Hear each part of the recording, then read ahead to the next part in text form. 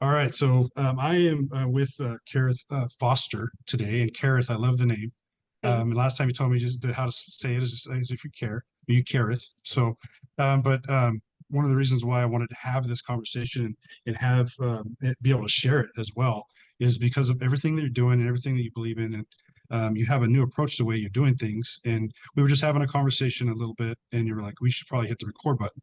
So I wanted to do that. So I'm hitting the record button. We're going to go straight to it.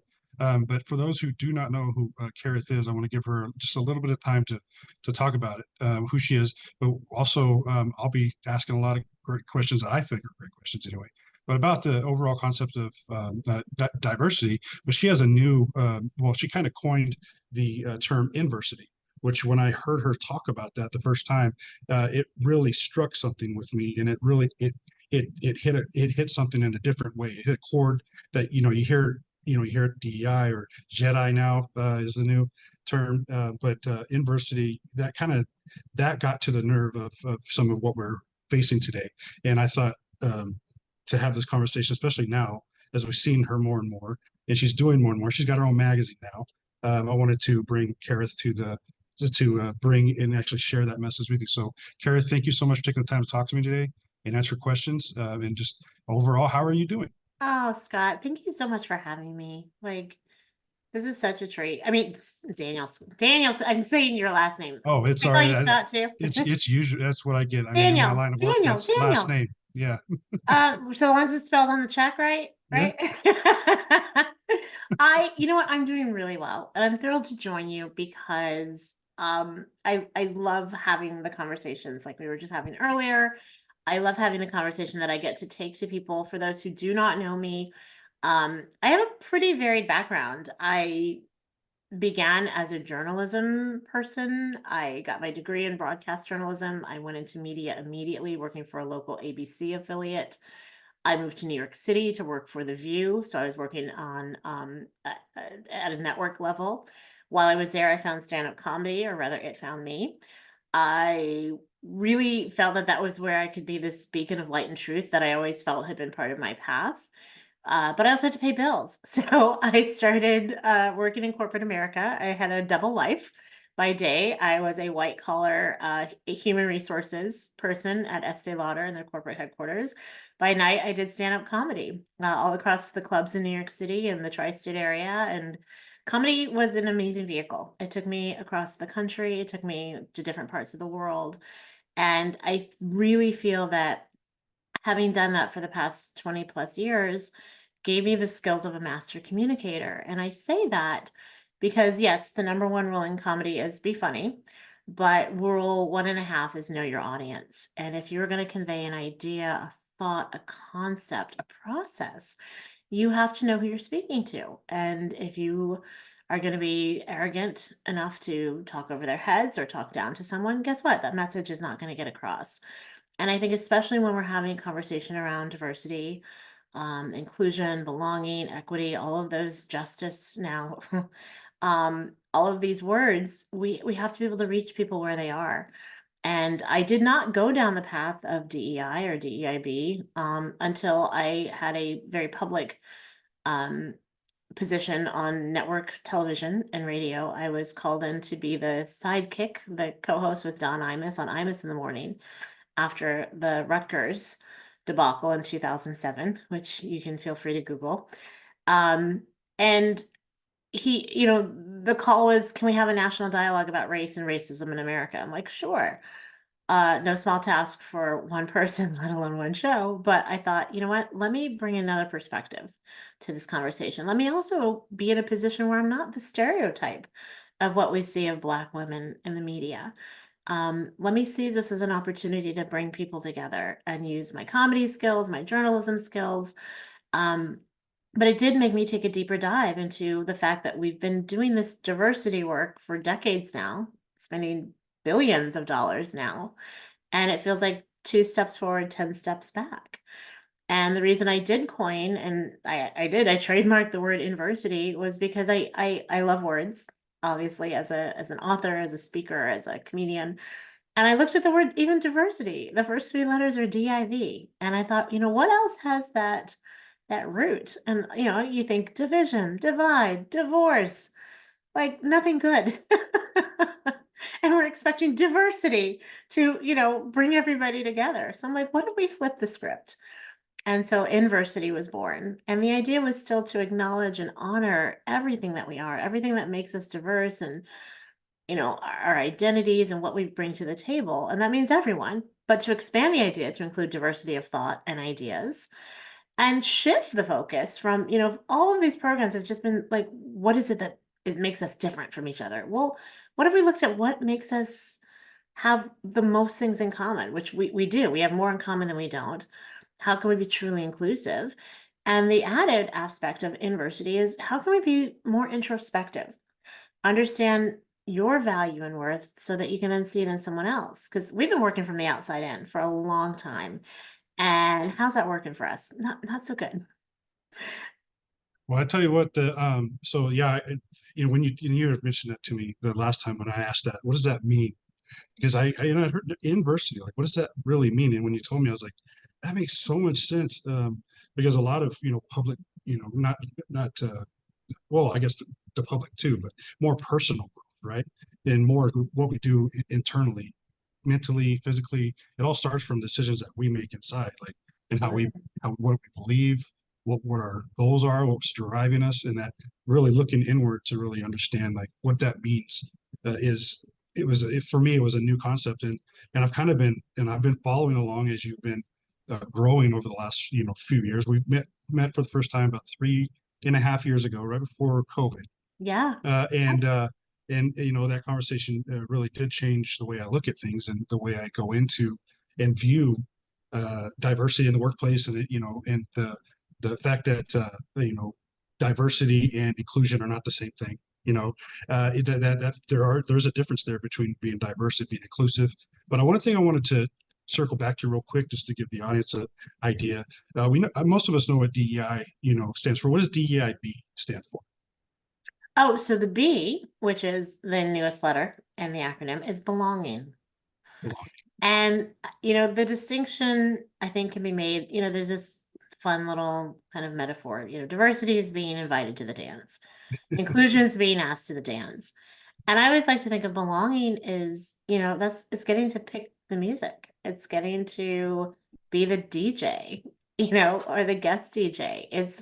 It's feeling like you actually have ownership in a place, in a space, in a conversation. Now, I will say this, there's a caveat to the way that I think of belonging and how I approach it, and that is that it's not the sole responsibility of an organization or a company to make people feel like they belong. It's not a one-way street. It's really a six-lane highway. And at some point, personal responsibility has to come into play. And, people realizing or recognizing, am I going to put forth the effort to be part of this culture as well? Yeah, and with my, one of the things that with my new role, in being someone who has to be more public facing, more of an outreach, serving more of at-risk communities, and for those who may fall into that, so they fall into areas where they may not have Wi-Fi or internet, or Yes, Wi-Fi and yes, internet are kind of the same thing, but depends on what kind of internet you got. Also, as far as like whether or not they have access to power or information, water. I mean, all these things that take place in my line of work overall was disaster management. But the the it's so easy to neglect sometimes those at-risk communities. When we're talking about kind of diversity or inclusion or belonging in the workplace, it's also a level of too, like, I like that having that personal kind of responsibility, because yeah, I have to try, right? I have to make the effort to belong. But it's being invited to the dance, right? Knowing that you're not the outsider standing on the wall, you're actually included and you're asked to dance, whether you decide to or not. That's on you, right? So that I exactly, love that analogy. exactly. Yeah. And Um, well, I think you made a really brilliant point about awareness, right? And how just having awareness of not only how we look, how we conduct ourselves, the energy that we're putting forth when we walk into a room or walk down the street, but awareness of what is happening with people outside of us. And, they're called blind spots for a reason. It's not that we are intentionally malicious. Most of us are not. 90% of us are not, maybe even 95%. But the more we have an awareness of who we're surrounded by, just kind of opening those gates of taking the blinders off. So we see, oh yeah, it's not just me who's here. I mean, I have always said, I had a great theater professor who used to say, Karith, we are all the stars of our own one person play. And we are. We are. Like, how can we be expected to know what anybody else's life is like? We can't, not fully, but we can create a space of awareness where we have that conscious empathy. And that's what I teach people how to do, really. Yes, it's under the umbrella of diversity or DEI, whatever. And I don't mean to sound flippant about it, but I kind of just feel like the whole process has been hijacked. So in a way, yeah, I am a little flippant about it. Um, but Well, I this is think really more communication, right? It's how do we talk to one another? How do we learn about one another? How do we hear one another? I think well, you kind of nailed it right there too with the it's ultimately like the awareness, right? And you can't get awareness out there if you're not actually telling people what you're thinking, how you're feeling. And sometimes a lot of that stuff is kept inside, or it's kept, or you feel like, it doesn't matter. So why Right. say anything? Because never it's going to change. And we have a lot of that, especially as it relates to diversity. I mean, and we're here. I mean, it's like one of the go-to terms right now. Like, do you have a DEI program? Do you want to be involved in this committee? Do you want to be involved? But whether or not it's the having the discussion about DEI is it's a not a two-way street. Like it's not even a two-way street. Like it's a six-way highway.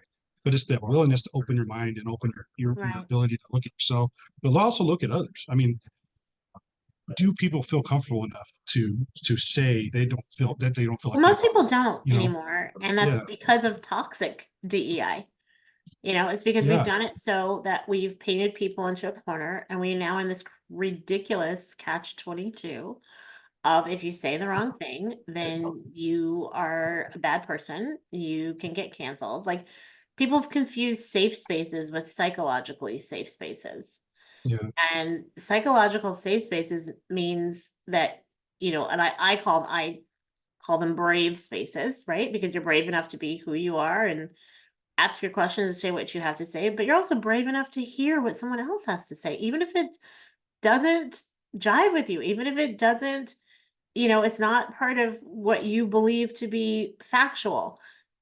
We're not here to debate fully, everything. Like people are entitled to have their opinions. yeah. And Well, the that's a goal is how do you have the most conducive workspace where there's respect and value of one another? Well, I think that's a lot of that is kind of related back to fear, right? What if I say something that is completely meant to be innocent or inquisitive, curious, but it comes off or is interpreted or is received as a negative or racist or just Mhm. ignorant, and then that becomes as you fall back to you can be canceled because you asked a question that they felt was inappropriate or or you said a phrase that it was received in a way that you didn't intend it to, or maybe you did intend it to be that way, but there was no open dialogue to have that reflection to say, you know what, that Right. was wrong.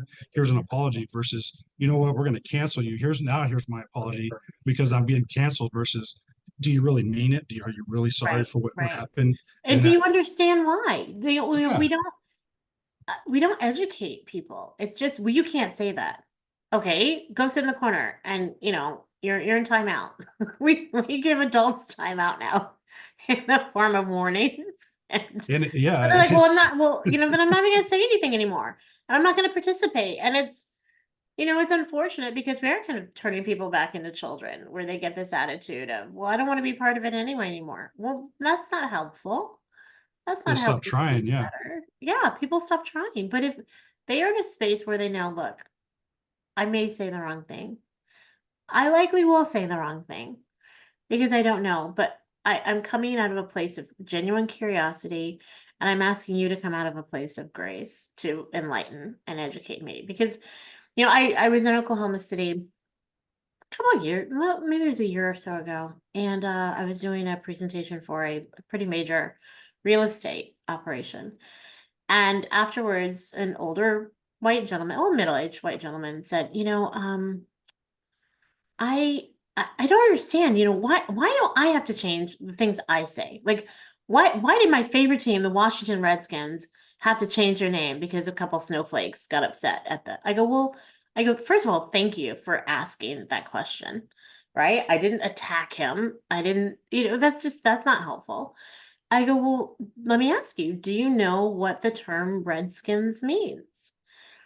And he said, well, that's because, Native American people, indigenous people have reddish brown skin. I go, well, okay, that is one of the ways that can be thought. I go, however, the term Redskins actually comes from when people were paid for scalps of Indians, of Native Americans when they were trying to take land over. And if you scalp someone, if you literally cut their skin off of their face, the blood would turn their skin red. But that's what the real term comes from, and that's why it's considered hurtful and offensive to Indigenous people and Native American. And he goes, oh, like I didn't know. And there's so much we don't know, and we're not expected to know everything. But if we can at least be in a place where we can have a conversation to enlighten, and I said, no, you can still call him whatever you want. You're an adult, you're a grown man. But just so you know, this is why. And when people hear the why, usually it does something. And one of our mottos at Inversity Solutions, which is my company, is this isn't hard work, it's heart work. And when you can touch someone in their heart versus just their head, you're gonna make progress. I love that hard work. That's fantastic. Over hard work, and it shouldn't be hard. Sometimes it may be, but I like to go back to what you said as far as like the education part of it. Yeah, he didn't know, right? But he also didn't know what questions to ask to ensure that he got the answer, which gave him the knowledge to then understand why that decision was being made, or that change was trying to be made overall. It's like it was because these things is because of this background. Like this is the education behind that, and there's a need for that education, but also having the ability to say, go to somebody and say, hey, can we have this open dialogue? Because that sometimes that permission isn't given or asked for, and that can change a lot of the way that interpretation and things take place, and the reception of certain things, because that permission or those terms of the dialogue hadn't been met. And I think that's a big thing as well. Sometimes the and I won't even say it's dialogue, it's more of an argument, comes from a phrase or an incident or something that takes place that then turns into even bigger and bigger, because nobody has the time to really listen to the other side, because they're like, well, you just made me mad, so you just made me mad, so we're just Oh, gonna, yeah. And and that seems, I mean, most of us have our minds made up, yeah, right? We've already decided, we live in a very binary world, right, wrong, left, right, up, down, north, south, good, bad. And we've made a decision, and we're so ready to pounce on someone else and feel vindicated. And I get it. Like I get wanting to feel vindicated. I gave an example. I got to speak on Dr. King Day at Gustavus College in Minnesota, and the whole town showed up. It was so beautiful. And I was talking to the vice president of diversity and inclusion, and we were having a conversation about, why do people feel they fall into that kind of a sand trap of vindication, right? And I think the analogy that really I think will resonate the most is, I have small children, and when I drive them to school, I hit a couple school zones. Now that I'm a mom, like I'm like, okay, I appreciate these school zones for keeping our kids safe. When I was younger, I'm like, oh, these kids can look both ways, you know. But yeah, when I see somebody who speeds past me through that school zone, I cannot tell you the joy, the thrill I get when I see those red and white police car lights. Like, gotcha. They gotcha. Now, there are times when I am busy. I've dropped my kid off. I got stuff on my mind. I'm at a stoplight. I'm listening to a song. I'm thinking about the next 5 meetings I've got to do. And the light turns green and I take off. completely forgetting I'm also in that school zone. And I catch myself. And I'm like, oh, thank goodness, no cops were around. I mean, it's he who is without sin. They're the first stone. Yeah. I mean, it is easy to sometimes forget, where we stand, even when we stand pretty firm on a particular subject or an area or a belief, that sometimes that we can fall back into old habits, or even that belief changes. So that can change the way we then respond, or walking day to day what we're doing. But one thing I did want to give transition a little bit to, you have so much going on that I wanted to, uh, you got your magazine, you got your keynotes, you got your blogs, you're on countless podcasts, you got courses you're doing. So tell us what's the overall, like, how are you growing in your messaging? Because it seems like it is definitely growing. Your message is being heard more and more. I want to do my best to help share that. But I want to let you, like, go into the inversitysolutions.com, where you can find a lot of your information. But what is it that's ultimately driving you to produce all this content that shares this message? Oh, that's such a great question. It's a multi-pronged effort, obviously, and a multi-pronged mission, but with the ultimate goal of people recognizing that we're walking miracles. We are here because we are supposed to be. We have purpose. And whether you believe it's a divine thing or an accident or happenstance, that's up to you. I happen to think that there's, source, God, whatever you want to call it, that is part of this whole play that we're part of. Um, and I think that, we're all trying to do the best that we can. We're all trying to have the best lives, be the best parents if we have children, the best sons and daughters if we have parents, the best coworkers and bosses and employees and friends. And we're doing the best with what we got. And if we could just understand that we are enough. And I think a lot of the messaging that we're being given from everything from the DEI arena to, you know, wellness and self-care and, certainly what we see on social media and in magazines and in, TVs, that we're deficient in some way. And we're really not. We're really not. We just have to learn to take care of ourselves. And when we can do that, we can take care of others as well.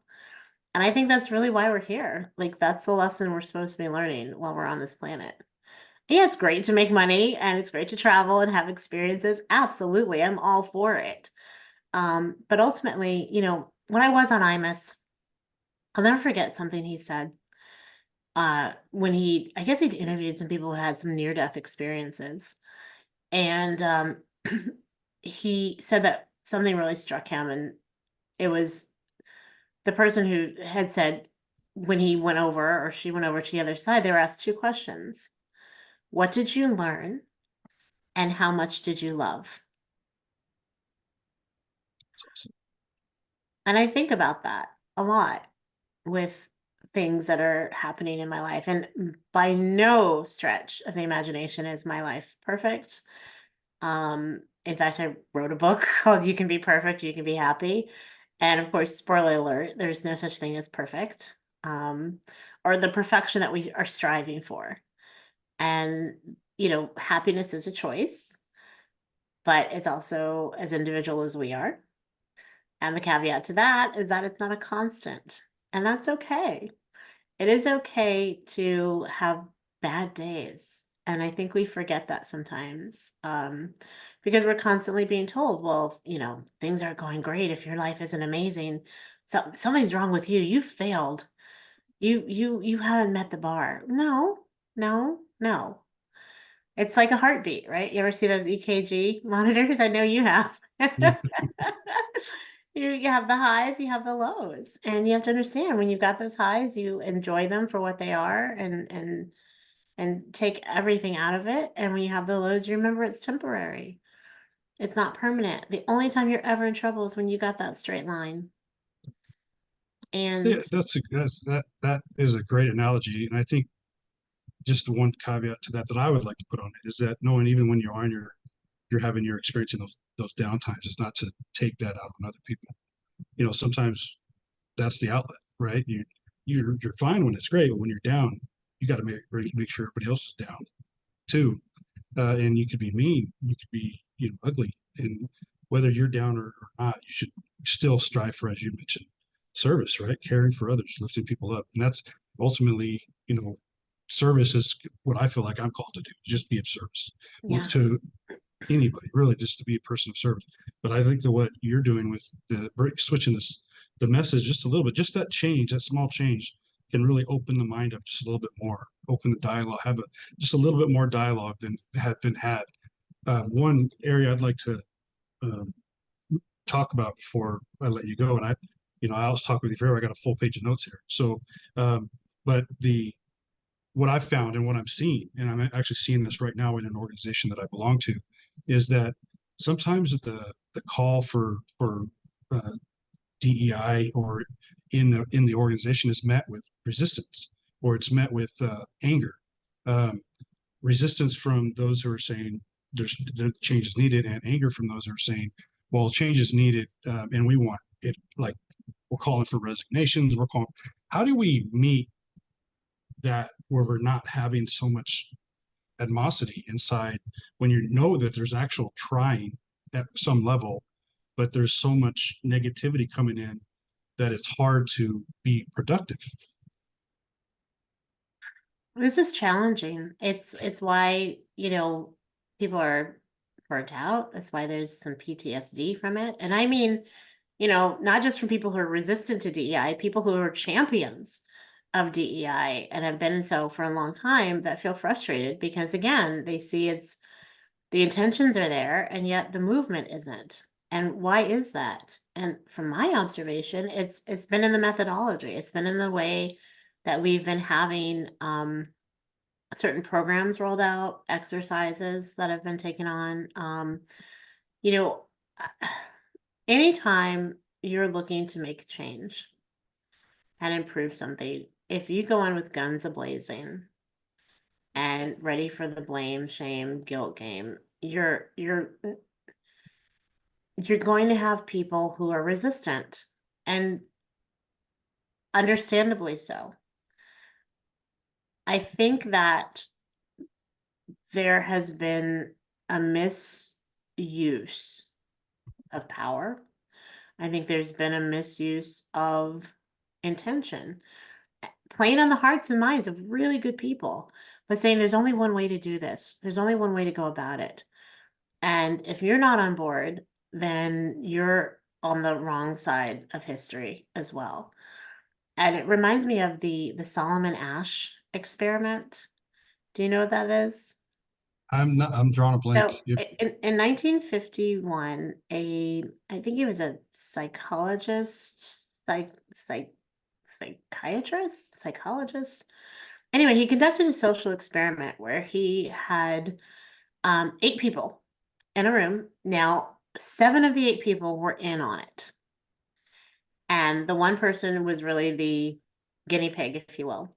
And he had 3 lines that were all the same length. And he asked them, are these lines all the same Yeah, length? Right? You know what I'm talking about. yeah, I And do. then he switched it up and made one of the lines shorter. And 7 of the 8 people said, yeah, they're still all the same length. And the eighth person was like, no, it's like they knew it wasn't.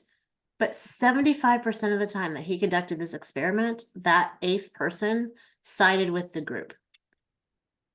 And I think that's how DEI went south.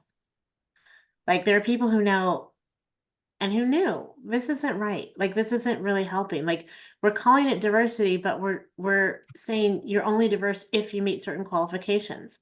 When in reality, everybody's diverse. We're saying it's inclusion, but we're not including certain people in the conversation because they're not quote unquote diverse. Like the hypocrisy, Yeah, Daniel, the irony, like and if you were to dare to stand up and raise a hand and say, but this isn't right.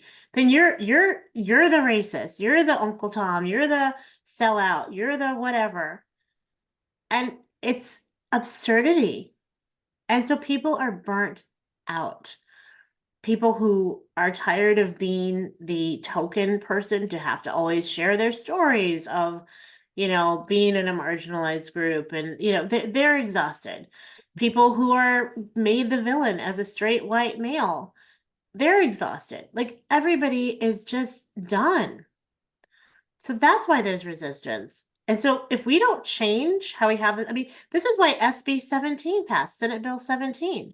Where now in states like Texas and Florida, they can't even have DEI officers. They can't even use the word diversity because it's been so just decimated. And it's not what people who are for true diversity and inclusion want. Like they're up in arms. And the people who would have been in support of diversity but have been, painted as the villains are like, well, I can't operate like that. That's not how you win friends and influence people. Yeah. I think one of the areas too that I found, and one of the things I've heard the most is that, well, it's only being done because they got called out, or it's only being done because they have to. It's not an actual open mind. It's being done because, there's always an ulterior motive. It's not genuine or authentic. It's being done for a reason that is not those things. So the buy into it or the support then changes. But to go back to what you just mentioned, yeah, it's kind of hard to keep an open mind, or when you're being accused of being the villain, or when you are looked at as the outlier because you say, "Oh, stand up and say this is wrong," Or So you're perpetually the victim. Like, yeah, that's exhausting. Nobody wants to be told that they'll never be anything but a second class citizen because of their ethnicity or their gender or their sexuality or their religion. Like, it's insanity. yeah, I 100% agree, and I think it's even growing into politics, which is in itself another area that I feel is shameful to include it as being. But it's one of those areas too. Like even if we go to that, you can't. It's still so much anger there that it has nothing to do with the the line of thinking or belief, or even trying to change the way someone might use something. It's well, if you believe this or you think this, and we're not friends. It borderlines hate to be like, oh, you're part of this party, I hate your guts because everything you stand for. So whether or not they view it that way or not, right? So it's a one of those things that either way you put it, there's always going to be something, but to what extent it's going to is kind of scary, you know, Oh, that there's so absolutely. much. We're going to extremes. I love Bill Maher, and one of my goal is to get on his show within the near future. But he's like, can we just have sanity? Can we just, what do you want in 2024? And the answer was sanity. We want sanity back. We want people to be rational. We don't want people going to the extremes of on either side of whatever.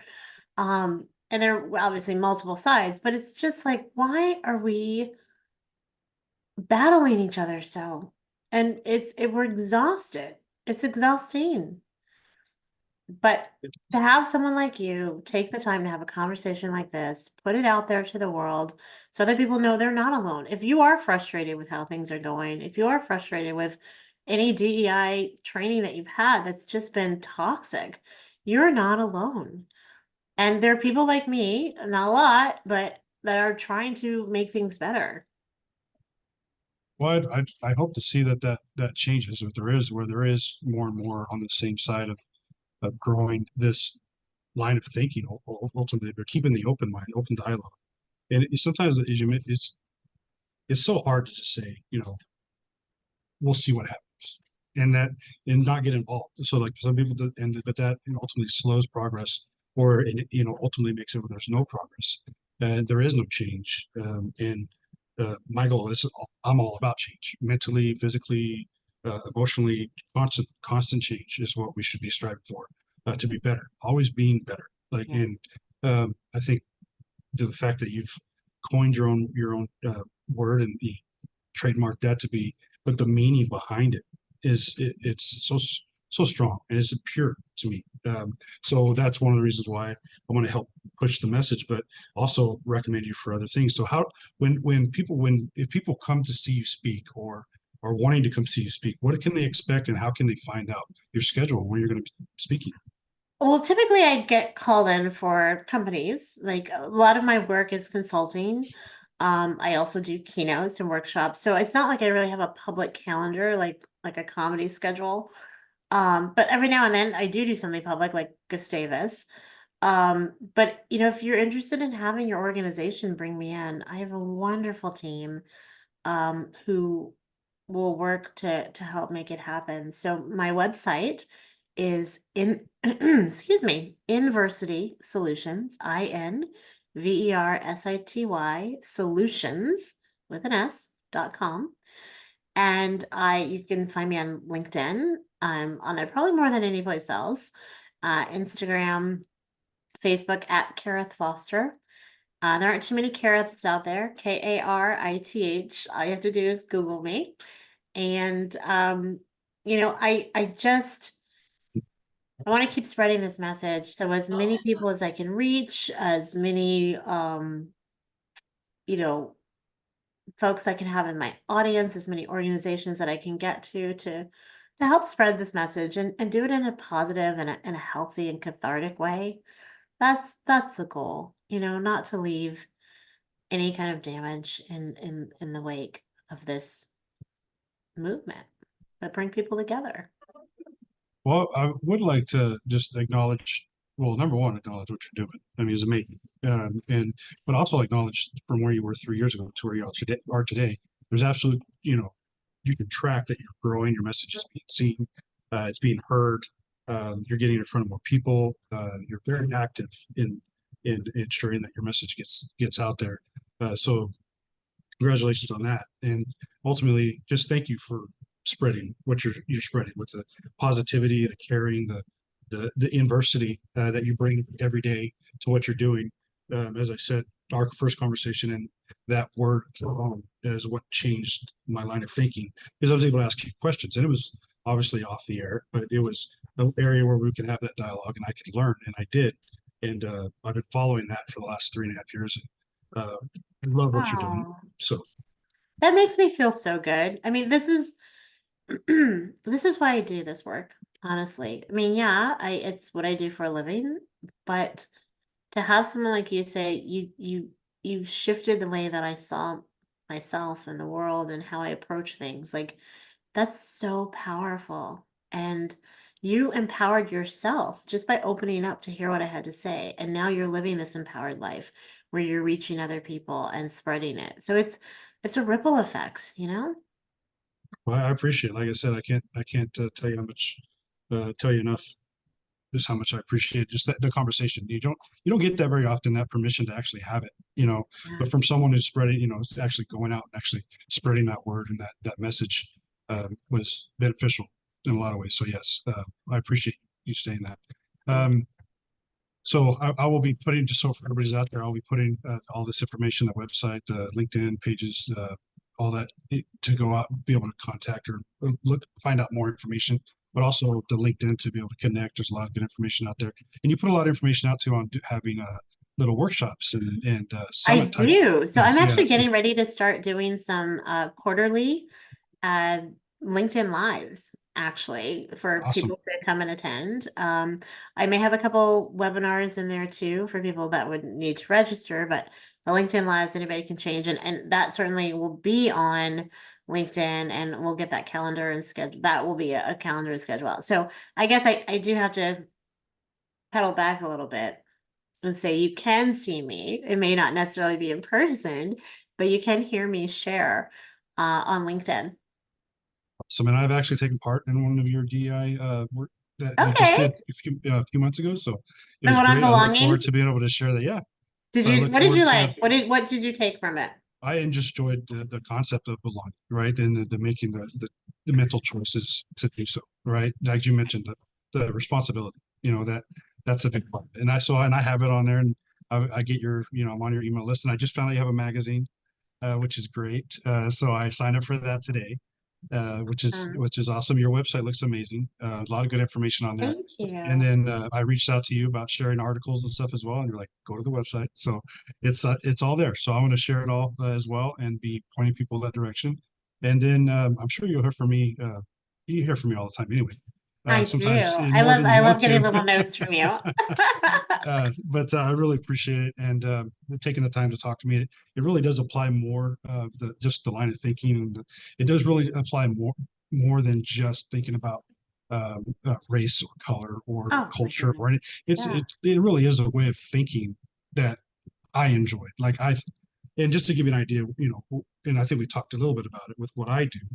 Is go and I'm very public facing as it relates to disaster management and reaching out at risk communities, and just your appearance and the way you think about things and the way you interact with people. It's yeah, it's a line of you're dealing with different cultures and different languages, but it's also like that self reflection, as we mentioned before we started to record, about your demeanor or the way you do your skin color. Your skin color. You can't change your skin color, but you can change your demeanor, right? So you can smile more, you can be more welcoming, and when you're outward facing like that, when you're trying to spread a message out, that demeanor can really hinder or aid your message, right? So Right. if I Right. like, so the same thing goes with what you're doing with the DEI, but I think it could be outside of that as well. Just in general, our day-to-day practices are dealing with people. How are you interacting with others? Are you judging people on their appearance? Yes. Do you try to Yes. judge them because they're heavy or thin, or they're tall or they're short, or they got a beard or they don't? Whatever it may They're be. attractive, they're Yeah, unattractive, they that got kids, they don't. Like, I mean, they exactly. look older, they're younger. We constantly, and that's part of life, right? It's part of our survival skills to have those initial gut reactions. But that's why we have to use our other brains, not just our mind, not just the gut, but our hearts, right? And the heart is actually a little brain. I don't know if you knew that. The heart, I did. Yeah. it's more than a muscle, right? We think it just pumps blood through my body, it keeps me alive. No, it's actually a little brain. It has over 40,000 neuroreceptors that think and feel and reason and remember independently from the brain. Which is why when, you have a breakup, even if you know it was not going to work out, it's for the best, it was a toxic, your heart still hurts. Why when somebody dies, they're not in pain anymore, they're not suffering, your heart still hurts.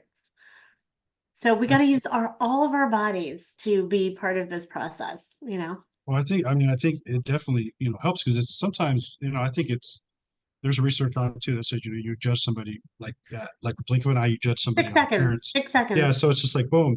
But there's also that reflection that says, hey, I just judged this person on that, whatever, the way they look, the way they smell, the way they, whatever. You just judge them. Okay. Is that, think a little bit deeper and think, okay, do they need help? Should you have judged them on the way they look?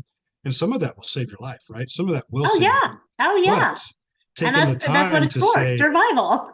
yeah, taking the time to back it up a little bit and use, because a lot of it is linked to the heart. The heart can change the line of thinking of the brain. So to think, okay, I break that emotion, right? That emotion is really what drives change. So understanding that emotion that you're feeling to say, okay, hold on, I just judged this person based on whatever it was. Is that a legitimate thought? Was that legitimate? Did they, should I act on that, not act on that?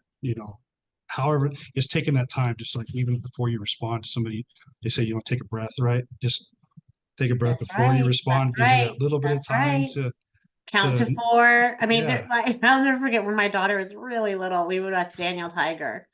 And they say, when you get upset, what do you do? Stamp your feet 4 times, like count to four. Just like we adults need to do that too. yeah, that taking a breath, taking that pause is definitely something I've incorporated because I used to, and I still do sometimes, where I'll respond quicker than I need to be out of anger or frustration, and Sure. that then makes things worse. And even writing emails, right? They say you read it, write it, read it multiple times before you hit send, Yep. because sometimes that can cause a lot of trouble because you're writing with emotion and not thought, and Yep. actually So anyway, I don't want to, we can go down another rabbit hole. I can talk to you for a month. Listen, we could talk for hours, and I would talk to you for hours. You know that, Well, I Daniel. appreciate it. I really do. And I think everybody that will ultimately watch or listen or go to your website to hear more about what you're doing is going to really benefit from that. But, the fact that you gave me just a little bit of time today means a lot. Considering where you could have been, who you could have been talking to, and to the fact that you gave it, I just really appreciate your time, and your attention is your most valuable, asset. And the fact that you gave me some today, I just really appreciate that. So thank you. And all this, I'll be putting all this stuff information out. When I do, I'll make sure to let everybody know, let your team know as well, so we can share in that. But just the appreciation that I have, I just really can't put into words that you spent time. Well, thank you. Thank you so much. Absolutely.